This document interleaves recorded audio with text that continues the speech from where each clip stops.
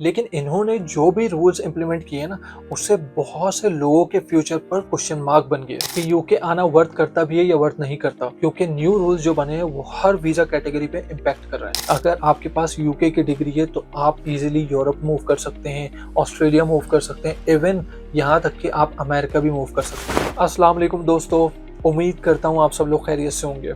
मैं एहसन अली। आज जो मैं आपको बताने वाला हूँ वो ये है कि यूके ने लास्ट ईयर कुछ रूल्स इंट्रोड्यूस करवाए थे और वो रूल्स इस साल इम्प्लीमेंट हो चुके हैं। और इन तमाम रूल्स को इम्प्लीमेंट करने का मकसद ये है कि यूके में इमिग्रेशन के नंबर्स को कम से कम किया जाए, कम से कम इमिग्रेंट यूके आए। लेकिन इन्होंने जो भी रूल्स इम्प्लीमेंट किए ना, उससे बहुत से लोगों के फ्यूचर पर क्वेश्चन मार्क बन गए। बहुत से लोग ये बात सोचने में मजबूर हो गए कि उन्हें यूके आना भी चाहिए या नहीं आना चाहिए, कि यूके आना वर्थ करता भी है या वर्थ नहीं करता, क्योंकि न्यू रूल्स जो बने हैं वो हर वीजा कैटेगरी पे इम्पैक्ट कर रहे हैं। चाहे आप एज ए स्टूडेंट आ रहे हैं, डिपेंडेंट आ रहे हैं, या वर्क वीजा पर आ रहे हैं, या केयर वर्कर वीजा पर आ रहे हैं। क्योंकि अगर आप केयर वर्कर वीजा पर आ रहे हैं तो आप अपने डिपेंडेंट्स को साथ नहीं ला सकते। इनफैक्ट अगर आप स्टूडेंट वीजा पे भी आ रहे हैं तो आप अपने डिपेंडेंट्स को साथ नहीं ला सकते। और मैं आपको एक और बात बता दूं, यहाँ सिर्फ ना वीजा फी इंक्रीज हुई है, बल्कि IHS फी भी इंक्रीज हो गई है। आपको 66 टाइम्स फी इंक्रीज हुई पे करनी है। इसका मतलब ये है कि अगर आप एज अ स्टूडेंट आ रहे हैं या आप स्किल्ड वर्कर वीजा कैटेगरी में आ रहे हैं तो आपको IHS की फी मोर देन 1000 पाउंड पे करनी पड़ेगी पर ईयर। मतलब अगर आप बैचलर करने आ रहे हैं यूके में तो आपको मोर देन 4000 पाउंड पे करने होंगे just for the IHS fee. और अगर आप as a skilled worker visa category पर आ रहे हैं तो एज अ मेन एप्लीकेंट आपको IHS की फी मोर देन 5000 पाउंड पे करनी होगी 5 साल के लिए। तो सोचें, अगर आपकी फैमिली आपके साथ है, 2 बच्चे हैं, वाइफ है, तो उनकी मोर देन 15,000 पाउंड फीस बनती है, वो भी आपकी फीस निकाल के। तो सवाल ये बनता है कि यूके आना वर्थ करता है इतने पैसे देकर as a student, as a skilled worker या एज अ केयर वर्कर? तो आज हम इसी टॉपिक पर बात करने वाले हैं। अगर आपको वीडियो पसंद आती तो वीडियो को लाइक कर दें और चैनल को सब्सक्राइब कर दें। अगर कोई फीडबैक देना है तो कमेंट सेक्शन में अपना फीडबैक भी देते हैं वीडियो के हवाले से। सबसे पहले हम बात कर लेते हैं स्टूडेंट वीजा वालों की। वैसे ही यूके बहुत पॉपुलर डेस्टिनेशन रहा है सदियों से स्टूडेंट के लिए। वो इसलिए है कि यहाँ की जो फीस है वो कंपैरेटिवली अदर कंट्रीज से थोड़ी सी कम है, और इसके अलावा यहाँ जो मास्टर्स ऑफर किया जाता है ना, वो 1 साल का किया जाता है। और सबसे बड़ी बात यह है कि यूके की जो यूनिवर्सिटीज है ना, वो पूरी दुनिया में रिकॉग्नाइज की जाती है। अगर आपके पास यूके की डिग्री है तो आप इजीली यूरोप मूव कर सकते हैं, ऑस्ट्रेलिया मूव कर सकते हैं, इवन यहाँ तक कि आप अमेरिका भी मूव कर सकते हैं। अच्छा देखिए, यहाँ पर 2 सिचुएशन आ जाती हैं। पहली ये कि अगर आप यूके बैचलर करने आ रहे हैं तो UK doesn't worth it at all, क्योंकि आपका 4000 पाउंड लगाना बिल्कुल बेकार है यहाँ पर, क्योंकि यहाँ वर्थ नहीं करता इतना पैसा लगाना, वो भी बैचलर्स के लिए। तो बेहतर ये है कि बैचलर्स आप अपने कंट्री से करें और यहाँ आकर अपना मास्टर्स करें, क्योंकि मास्टर्स यहाँ पर 1 साल का है और कंपैरेटिवली दूसरे कंट्री से मास्टर्स यहाँ पर शॉर्टर पीरियड का है। और मास्टर्स भी तब वर्क करता है जब आपकी एज अंडर 26 हो। अगर आप अंडर 26 हैं और आप PSW लेते हैं, अगर आपको कम सैलरी भी ऑफर होती है ना, तो आप यहाँ रह सकते हैं और फर्दर अपने आप को सेटल डाउन कर सकते हैं। लेकिन अगर आपकी एज अबव 26 है और आप यहाँ सेटल डाउन होना चाहते हैं तो आपको PSW लेने के बाद भी ऐसा कोई फायदा नहीं होना है। और वो इसलिए नहीं होना, यहाँ पर आपको कोई बहुत ही रेयरली बंदा या वो ऐसी कोई कंपनी हो जो आपको 38,700 पाउंड ऑफर करे। ज्यादातर वो आपको ऐसी सैलरीज ऑफर नहीं करते। आपकी सैलरी स्टार्टिंग 29 से 30 हजार होती है, अनलेस आप ऐसे कोई बैकग्राउंड से हो या आपने कोई ऐसी डिग्री की हुई हो टेलीकम्युनिकेशन में, IT में, या आपका कोई ऐसा बैकग्राउंड हो फाइनेंस का, अकाउंट्स का, तो आपको अच्छी सैलरीज ऑफर हो जाती है स्टार्ट में। लेकिन जस्ट सपोज आपने एक सिंपल मास्टर्स किया हुआ है HR में, सप्लाई चेन मैनेजमेंट में, या फिर मार्केटिंग में, या आप ये कह लें कि प्रोजेक्ट मैनेजमेंट में, तो आपको कोई भी 38,700 पाउंड ऑफर नहीं करने वाला एज अ फ्रेश ग्रेजुएट। सो आपकी फील्ड ऑफ स्टडी यहाँ बहुत मैटर करती है अगर आप खुद को फर्दर यहाँ सेटल डाउन करना चाहते हैं, या ILR लेना चाहते हैं, या तो यहाँ फिर पासपोर्ट लेना चाहते हैं। अगर तो आपकी इंटेंशन ये नहीं है और आप जस्ट सिर्फ पढ़ना चाहते हैं, तो फिर तो मैं आपको यही मशवरा दूंगा कि आप यूके आएँ, क्योंकि यहाँ की डिग्री लें। यहाँ की डिग्री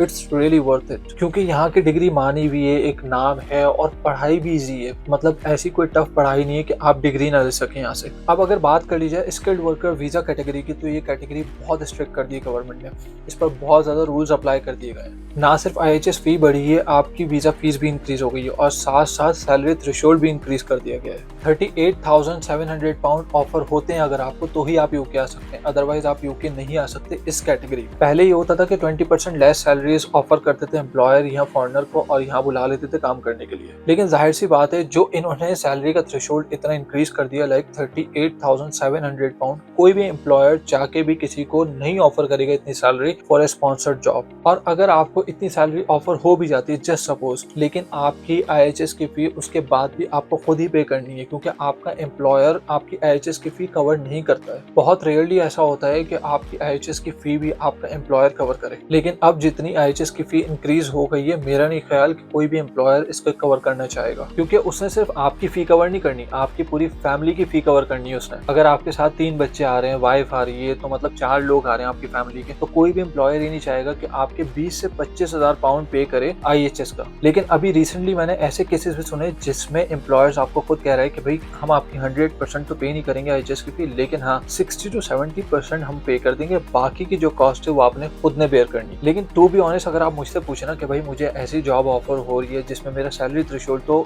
मीट कर रहा है, लेकिन IHS की फी वो पे नहीं करना चाहते, तो मैं आपको यही मशवरा दूंगा कि भाई आप अपनी IHS की फी कहीं से भी कुछ भी करके खुद पे कर दें और आप जॉब को ना एक्सेप्ट कर लें। क्योंकि देखें, हर जगह के रहने के अपने एक फायदे और नुकसान होते हैं, और यूके में भी जाहिर सी बात है, यहाँ की कॉस्ट ऑफ लिविंग बहुत हाई हो चुकी है, यहाँ की अकोमोडेशन जो है वो बहुत एक्सपेंसिव हो चुकी है, और इसके अलावा और भी बहुत मसले मसाइल हैं। और अगर आप यूके के अलावा और भी किसी जगह की बात कर लें, किसी कंट्री की बात कर लें, तो कहाँ मसले नहीं है, मतलब हर जगह मसले मसाइल तो हैं ही। लेकिन अगर आपको यहाँ कोई अच्छी जॉब ऑफर हो रही है और सैलरी भी अच्छी है, तो ऑब्वियसली आपको कुछ ना कुछ कॉम्प्रोमाइज करना पड़ता है, यानी कुछ ना कुछ सेक्रीफाइस करना पड़ता है, चाहे आपको अपनी पूरी सेविंग्स ही क्यों ना देनी पड़े, लेकिन आपको IHS फी पे कर देनी चाहिए। क्योंकि आप जब यहाँ पर आ जाते हैं और आने के बाद यहाँ सेटल डाउन हो जाते हैं, सेटल डाउन होने के बाद आप दोनों मियाँ बीवी मिलकर यहाँ पर आके नौकरी करें, नौकरी करके आप वो सब कुछ दोबारा बना सकते हैं। अच्छा, मैं इस बात को भी एक्नॉलेज करता हूँ कि यहाँ पर ऐसी फैमिलीज भी है जिनके पास सिर्फ सैलरी होती है महीना चलाने के लिए, उनके पास एक्स्ट्रा सेविंग्स नहीं होती, एक्स्ट्रा इनकम नहीं होती, मतलब एक्स्ट्रा कोई भी सोर्स ऑफ इनकम नहीं होती। इवन इन दैट केस आपका जो मेन एप्लीकेंट है वो यहाँ पर आ सकता है, 1 साल यहाँ मेहनत करके यहाँ कमा सकता है, और वो आने के बाद इधर 1 साल में इतना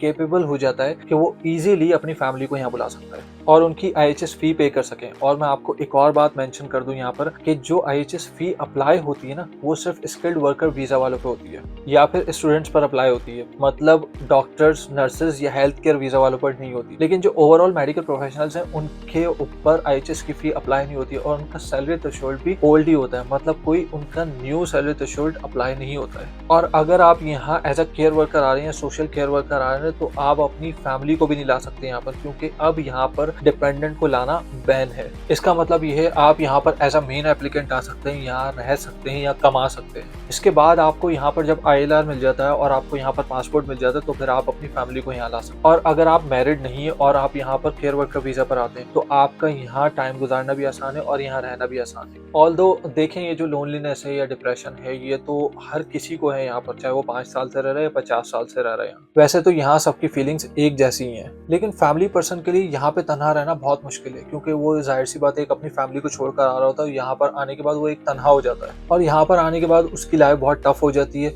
लेकिन हाँ, ये है कि अच्छे फ्यूचर के लिए, अच्छे मुस्तकबिल के लिए, अपने बच्चों के लिए उसको कहीं ना कहीं कॉम्प्रोमाइज़ करना पड़ता है, कहीं ना कहीं सेक्रीफाइस करना पड़ता है, क्योंकि जो एजुकेशन और फैसिलिटीज़ उसके बच्चों को यहाँ रहकर मिल सकती है वो किसी एशियन कंट्री में नहीं मिल सकती। अगर आपके पास अपने कंट्री में रहते हुए अच्छा घर है, अच्छी गाड़ी है और आपकी अच्छी जॉब है, अच्छा बिजनेस है, तो मैं आपको ये मशवरा नहीं दूंगा कि आप वो सब कुछ छोड़ के यहाँ यूके आए, क्योंकि सब कुछ छोड़ के या बेच कर यहाँ पर आना वर्थ नहीं करता है। ये तब वर्थ करता है जब आपके हालात सही ना हो और आपके डे टू डे जिंदगी के भी खर्चे सही से पूरे ना हो रहे हो, तब तो अच्छा लगता है कि आप कुछ अपनी फैमिली को भी सेक्रीफाइस कर रहे हैं और खुद भी कुछ सेक्रीफाइस कर रहे हैं अपने अच्छे फ्यूचर के लिए। तो ओवरऑल बात यह है कि यूके आना वर्थ करता है या यूके आना वर्थ नहीं करता, तो ये आपके इंडिविजुअल गोल्स पर डिपेंड करता है, आपके हालात पर डिपेंड करता है और इस बात पर डिपेंड करता है कि आप फ्यूचर में क्या हासिल करना चाहते हैं और आपका अल्टीमेट गोल क्या है जिंदगी का। देखें, यूके में तो इमिग्रेशन पॉलिसीज माजी में भी चेंज होती रही हैं, हाल में भी चेंज हो रही हैं और आगे भी चेंज होती रहेंगी, और चांसेस ज्यादातर ज़्यादातर यही है कि मज़ीद ये लोग इमिग्रेशन की पॉलिसीज़ को स्ट्रिक्ट करेंगे